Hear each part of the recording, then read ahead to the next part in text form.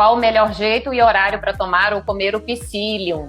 O psyllium, gente, é uma fibra vegetal muito boa para o intestino. Quem tem prisão de ventre, quem tem dificuldade, né, em evacuar, em fazer cocô, pode fazer uso do psyllium até 2 vezes ao dia. Eu gosto muito dele misturado nos sucos.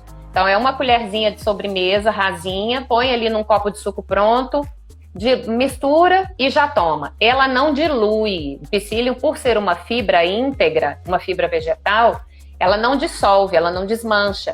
Então, quando você coloca num suco, principalmente um suco mais grossinho, um suco verde, alguma coisa que você mistura ali, você pode fazer uso. Tem gente que não se incomoda de comer em cima de uma fruta ali colocado. Eu não gosto dessa textura da fibra solta, eu prefiro ela diluída.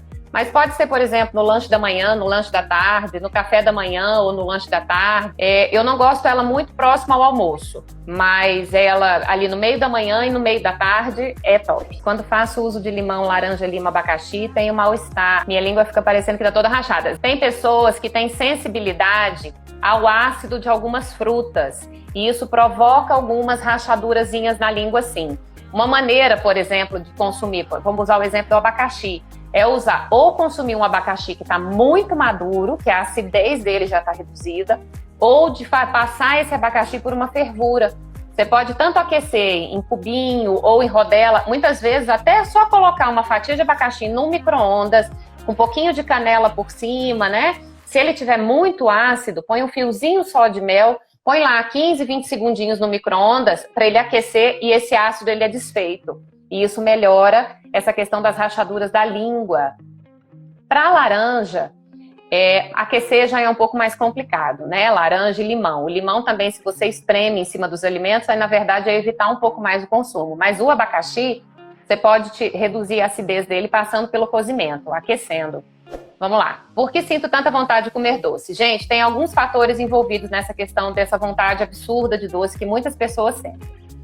Primeiro, a gente tem que ver, claro, a questão emocional envolvida. Se você está buscando esse doce porque você gosta, porque você quer, porque você está querendo tampar um buraco das suas emoções.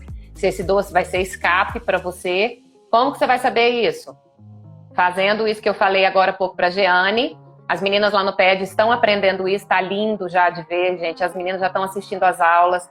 Então, essa questão do doce, ela pega para muita gente. Então tá, observei, olha, eu identifiquei que é uma fome emocional. Eu tô querendo comer o doce para que eu me sinta bem no instante que eu tô comendo. Opa, tem que ter atenção, porque senão vai virar culpa. Mas a gente tem uma questão fisiológica. Por exemplo, pessoas que comem pouca proteína, que têm baixa ingestão de proteína, tendem a sentir mais vontade de comer doces também. Então a gente pode fazer o quê? Comer mais proteína, colocando ali em todas as refeições, ovinho, queijo, iogurte, carnes em geral, né? Frango, peixes, carne bovina, carne suína, e tentando dividir isso ao longo do seu dia. E muitas pessoas comem doce por sede. E tem lá também uma quarta condição, que pode acontecer ali de um distúrbio hormonal, mas a gente facilmente com alimentação, isso aí é considerada. É um pouco mais raro de acontecer, a maior parte das vezes está muito associado à questão emocional e à baixa ingestão de proteína. Não como carne nenhuma, só ovo, isso já tá bom? Cris, tem que ver, depende da sua alimentação restante também das outras refeições, tá, meu amor? Porque a ideia é que a gente divida a proteína ao longo do dia. Agora, se você come, por exemplo, o ovo só uma vez no dia ou 2, muito provavelmente tem que fazer uma suplementação, viu, com você, da proteína. Nutri, tudo indica que tenho síndrome do intestino irritável. Tem algum exame a fazer?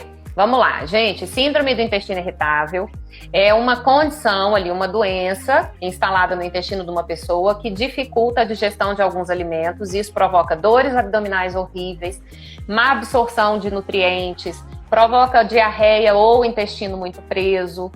Então, é um desconforto muito grande para quem tem. Não existe um exame só, não existe um exame para diagnosticar a síndrome do intestino irritável. O que a gente faz? A gente investiga por exclusão. O que é isso, Nutri? A gente exclui outras possibilidades. Por exemplo, exclui câncer de cólon, exclui retocolite ulcerativa, exclui doença de Crohn, exclui diverticulite, exclui apendicite, cálculo também no apêndice. Então, assim, depende, cálculo na vesícula, que provoca muita dor. Então, depende muito das outras doenças que podem vir. Então, a gente investiga tudo que está em volta. Não é nenhum desses casos aí que eu falei. Então, é síndrome do intestino irritável. Tratamento para isso, evitar, né, a ingestão de alimentos que tem essas substâncias que fermentam no intestino. Essas substâncias, gente, elas são chamadas de FODMAPs. É FODMAP. É uma sigla para um tipo de carboidrato que fermenta no intestino. Então, são os FODMAPs. Quando tem uma lista grande aí de alimentos, quando a pessoa tem essa síndrome do intestino irritável, num primeiro momento a gente exclui esses alimentos para que essa pessoa melhore, desinflame o intestino e depois vai fazendo a reintrodução. Mas respondendo, não existe um exame não que diagnostique síndrome do intestino irritável. A gente vai por exclusão de outras doenças, tá bom? As outras doenças têm exames, videolaparoscopia, então tem alguns outros exames que a gente consegue saber. Mas não para síndrome do intestino irritável, até porque, assim, se a gente olhasse uma imagem de uma pessoa que tem síndrome do intestino irritável, o intestino é normal, não apresenta alterações. As 3 frutas têm que ser divididas durante o dia, não podem ser juntas, e de preferência separadas, que você coma várias vezes ao dia, do que você fazer só uma única refeição e que ao longo do dia você coma outra coisa, né? Então, assim, divide isso ao longo do dia, pode pôr na saladinha lá no almoço, lá na saladinha do jantar, pode ser sobremesa do almoço, no café da manhã, no lanchinho da manhã ou da tarde. Vários momentos do seu dia você pode ter frutinha, inclusive é um alimento coringa. Quando você não sabe o que comer ou não tem acesso a alguma coisa que você gostaria de comer, a fruta salva os lanches. Como posso comer granola e é saudável? Granola é muito bom, a gente só tem que ter cuidado com o excesso de açúcar em algumas granolas. Tem granola aí que tem 5, 6 tipos de açúcar diferentes. Como é que vocês sabem isso? Lendo lista de ingredientes. Então lá deve ter escrito assim, a granola que tem pouco açúcar, às vezes ela só tem mel, às vezes ela só tem melado, ou às vezes ela só tem açúcar mascavo. Agora, se você leu a lista de ingredientes, viu que tem lá melado, açúcar, mel, rapadura, xarope de glicose e mais um monte de coisa que adoça, essa granola a gente tem que ter um cuidadinho com ela. Mas, de maneira geral, sim, tem boas granolas, né? Inclusive, assim, a granola caseira. Para você fazer a sua granola, gente, é muito fácil. Né? Até no Google tem receitinha. No meu Instagram eu já postei, mas faz tempo. Mas tem a granola caseira que você pode fazer a sua, que você só vai usar melado ou mel nela. Então, é top. Eu gosto muito com frutas, gosto com iogurte.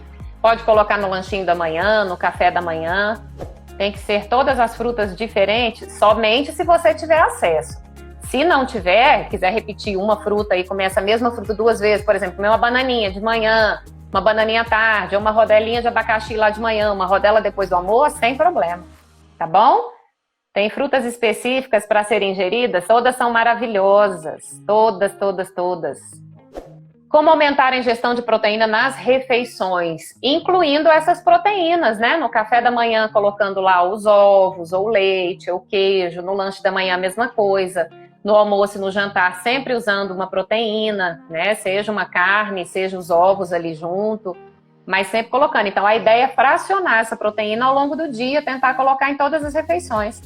Enxaqueca tem a ver com alimentação? Vi que depende do que eu como, ou alimentos gordurosos tem relação. Tem alimentos que são gatilhos. Tem um post no meu Instagram sobre isso, onde eu fiz uma lista lá dos alimentos que podem desencadear, sim, a enxaqueca. Por exemplo, queijos amarelos, vinho, chocolate.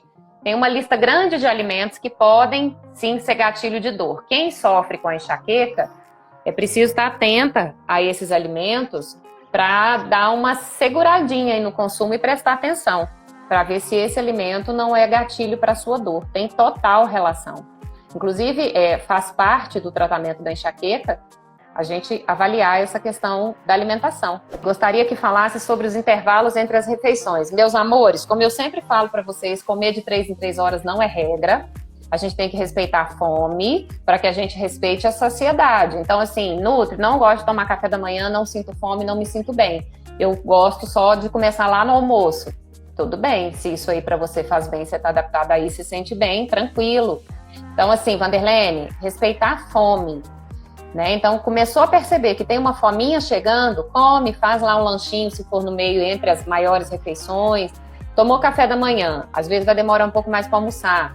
Viu que tem uma fome chegando no meio da manhã? Come alguma coisinha para não chegar compensando essa fome doida depois lá no almoço. Porque se você não come quando tem fome, você vai compensar na próxima refeição e aí você pode exagerar. Qual barra de cereal ideal para consumo? Gente, barra de cereal é um mistério, sabe por quê? O que acontece? Muitas barras de cereais são guloseimas, são doces. Tem tanto tipo de açúcar diferente nele, tanto aditivo, tanto conservante, tanto aromatizante, saborizante, que aquilo lá deixou de ser uma barra de cereal que teria ali uma conotação um pouco mais saudável. Então, eu sempre gosto muito das barras, por exemplo, de castanhas, né? Que quando a gente lê a lista de ingredientes, vê que realmente ali só tem as castanhas e as frutas secas. Eu sempre falo para vocês, tem que ter atenção a rótulo, ler lista de ingredientes. Começou a ler lista de ingredientes, viu que tem um monte de nome que você não conhece, que termina em antes lá, tem que ter atenção. E outra, fazer a sua barra em casa. Ensino muito para os meus pacientes, né? Compartilho com as meninas lá no PED também. Receita de barrinha de cereal caseira, não é difícil de fazer. E assim, por que eu gosto sempre de falar para vocês a questão do caseiro? Porque quando você faz, você tem certeza do que você está comendo. Você sabe quais são os ingredientes que realmente tem ali dentro. Agora, não quer comer barrinha também? Você pode ter a opção de deixar uma vasilhinha com frutas secas ali para você, com castanha, com amendoim.